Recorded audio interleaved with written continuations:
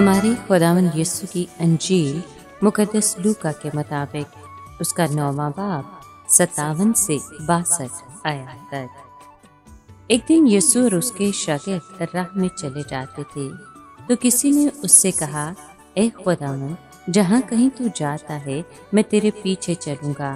यीशु ने उससे कहा, लोमड़ियों के लिए मांदे हैं और परिंदों के लिए घोंसले, मगर इब्ने इंसान के लिए इतनी जगह भी नहीं जहाँ सर रखे। और यीशु ने किसी और से कहा कि मेरे पीछे हो ले। उसने कहा, ए खुदावंद, मुझे रुखसत दे कि पहले जाकर अपने बाप को दफन करूं। यीशु ने उससे कहा, मुर्दों को अपने मुर्दे दफन करने दे, मगर तू जा और खुदा की बादशाही की बशारत दे। एक और ने कहा कि ए खुदावंद, मैं तेरे पीछे हो लूँगा, मगर मुझे इजाज़त दे कि पहले घर वालों से रुखसत हो आऊं। यीशु ने उससे कहा कि जो कोई अपना हाथ हल पर रख कर पीछे देखता है वो खुदा की बादशाही के लायक नहीं। पाक कलाम के पढ़े और सुने जाने पर खुदावंद की बरकत हो, खुदा का शुक्र हो। अजीज दोस्तों, इन आयात में हम 3 ऐसे अफराद से मिलते हैं जो मसीह की पैरवी करना चाहते थे। उनकी वजह से शागिर्द बनने की राह में 3 तरह की रुकावटों की निशानदेही होती है।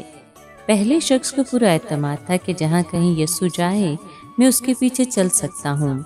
उसने सब्र नहीं किया कि मुझे बुलाया जाए, बल्कि बेसब्री से अपने आप को पेश कर दिया। वो खुद एतमाद नामुनासिब तौर पर गर्म जोश था और कीमत का ख्याल नहीं कर रहा था। उसे मालूम न था कि मैं क्या कह रहा हूँ। पहली नज़र में तो लगता है कि यीशु का जवाब उस आदमी की पेशकश से कोई ताल्लुक नहीं रखता, लेकिन दरअसल ताल्लुक बहुत गहरा है। यीशु का मतलब ये था कि क्या तू जानता है कि मेरे पीछे चलने का मतलब क्या है? इसका मतलब है जिंदगी के आराम और आसाइश को खैरबाद कहना। मेरे पास तो कोई घर भी नहीं जिसे मैं अपना कह सकूं। ये दुनिया तो मुझे सर रखने की जगह भी नहीं देती। जहाँ तक फितरी और तबी आराम और तहफ़्फ़ुज़ का ताल्लुक है तो मुझसे ज़्यादा लोमड़ियाँ और परिंदों को हासिल है। क्या तू मेरे पीछे चलने को तैयार है? जबकि इसका मतलब है कि उन चीज़ों को भी तर्क करना जिनको इंसान अपना पैदाइशी हक समझता है।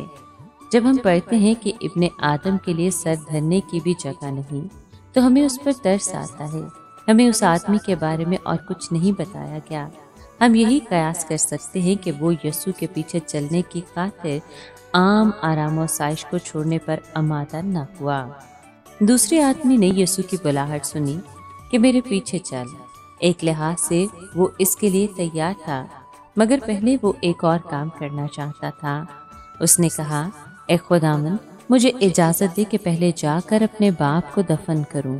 दूसरे लफ्ज़ों में वो कह रहा था कि दरअसल मैं अपने मफादात और ख्वाहिशात को पहला दर्जा देना चाहता हूँ। हम यहाँ पर ये भी नहीं जानते कि उसका बाप अभी अभी मरा था या वो घर जाकर उस वक्त तक इंतज़ार करना चाहता था जब तक वो ना मर जाए।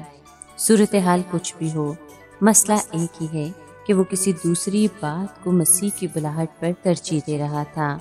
मरे हुए या मरने वाले बाप को इज्जत और एहतराम देना बिल्कुल जायज़ और मुनासिब बात है, लेकिन जब किसी चीज़ या शख्स को मसीह के मुकाबिल आने की इजाज़त दी जाती है तो वो गुनाह ही है।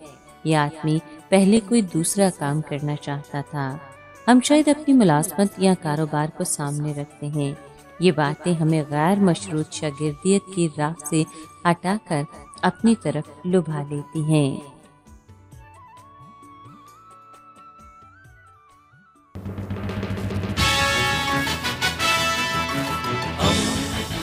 दोस्ती का पैगंबर, रेडियो वेरितास एशिया।